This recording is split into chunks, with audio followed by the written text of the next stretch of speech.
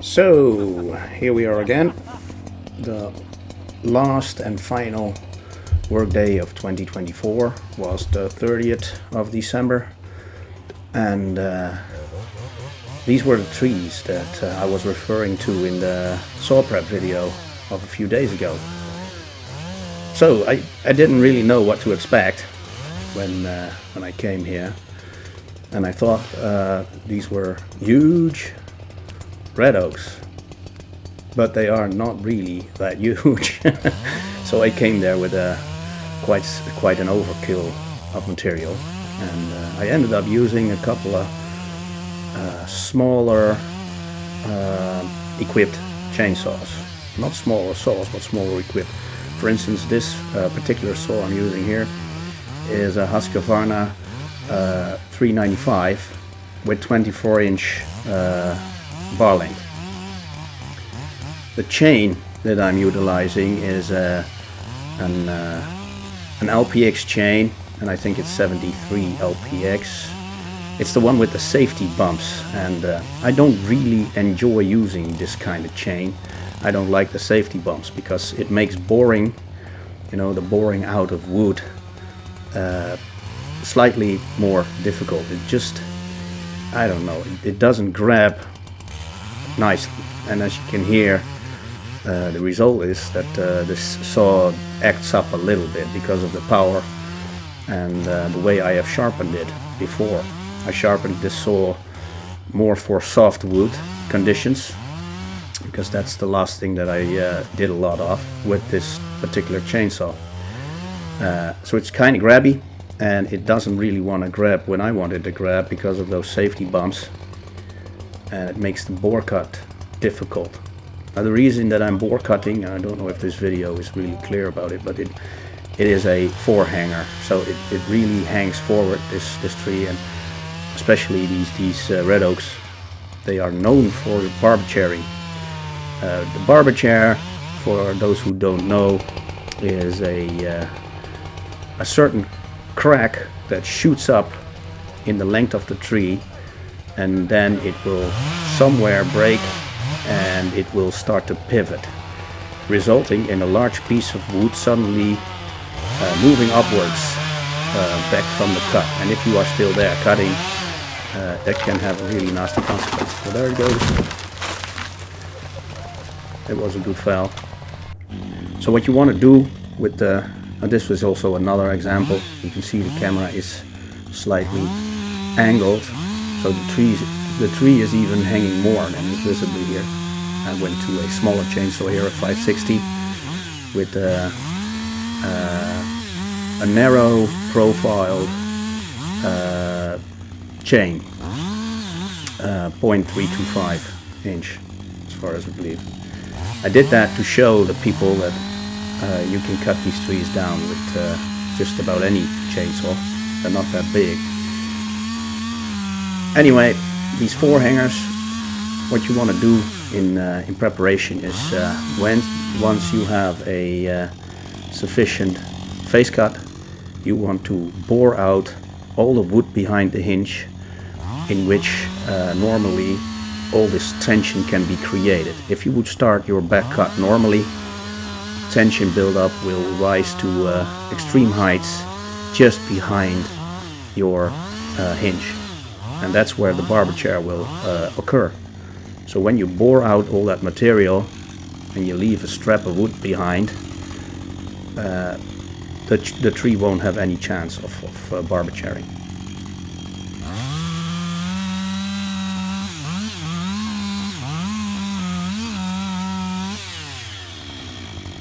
Still leaving a little strap. It's all prepared, ready to go. I will signal everybody around me, and then I cut the strap. And as soon as the strap is released, you'll see that tree flying off. There it goes.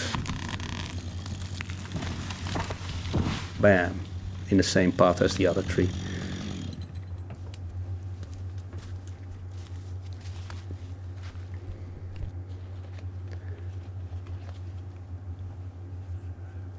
This one is the last of the group of three red oaks. Also again with the smaller chainsaw, because it's a slightly more easy cutter because of that smaller chain and the way it's sharpened. It's not that grabby, it's still very sharp, as you can see, and it's a real nice, small, nimble little chainsaw for this kind of work.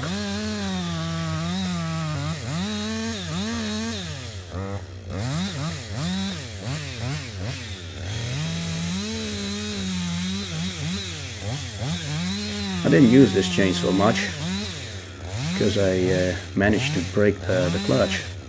I also use this same power head for carving, and when I want to carve I have to take off the whole clutch assembly, because these Husqvarnas have an outside mounted clutch assembly.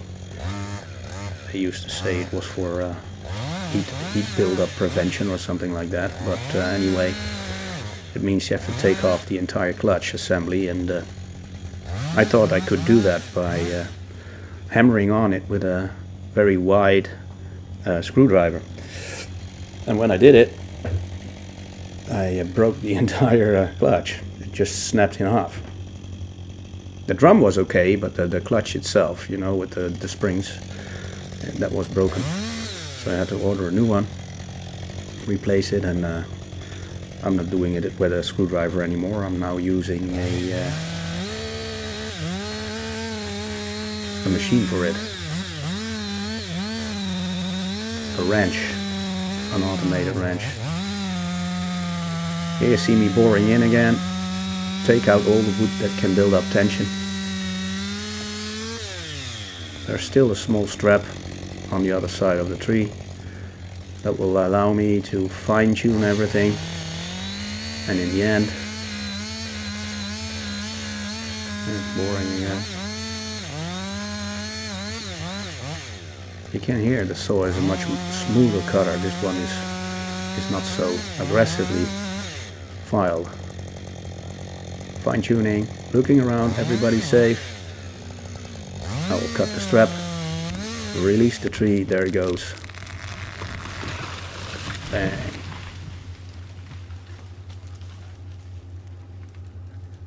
And from another angle.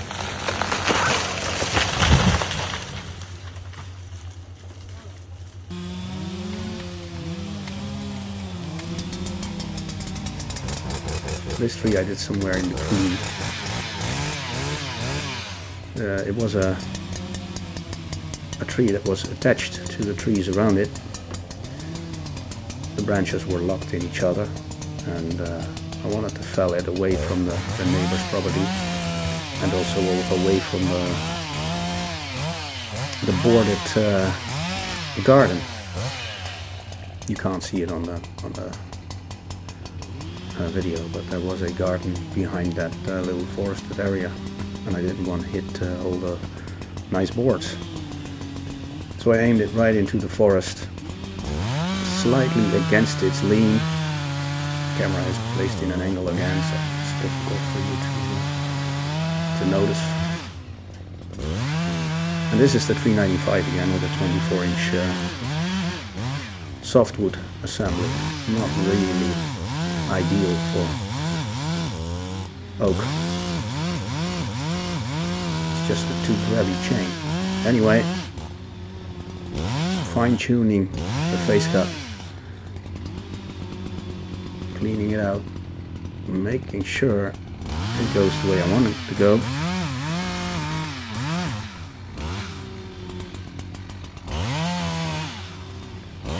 Now I will bore this tree again, even though it's not entirely necessary, because it's not a forehanger, you know, it's not strongly leaning. But I'll do it anyway, because it'll allow me to create a strap, and I'll have all the time in the world to place some wedges, a couple of plastic ones, and those will be just for support. The felling will be done with my automated felling wedge, Force Life 30, and it's a strong machine. It also uses an impact wrench, you know, just the same kind of stuff I replaced my clutch with. But for the clutch I use a very light and also light-weighted impact wrench. And for this kind of stuff I use the heaviest I could buy here. And it's a Milwaukee that generates about 1650 newton meters of power. And that results in a pushing power of 22 tons. Overkill for this kind of tree, but I didn't know how attached it was to its neighbors, so what I wanted to do is wrench it loose from the branches around it so that it would grab some momentum to push itself through the other canopies. Here you can hear that saw struggling. It's not really struggling, it's protesting because it's so grabby. Creating some more room in the back, still leaving a little strap of wood, allowing me to calmly place my wedges. I had all the time in the world. I mean, it's holiday, right?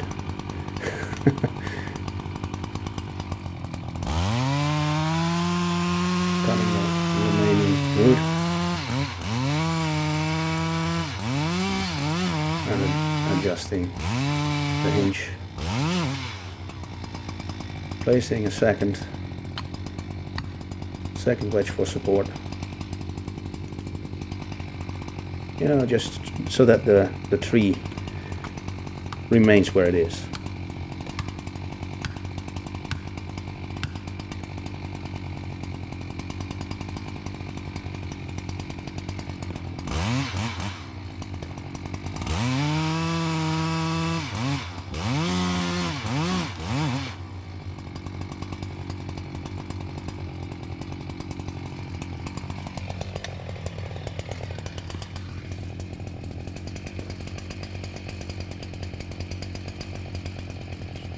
And here, the final push with the automated wedge and the impact wrench. You can hear the sound when it goes in. You see how it moves. There it goes.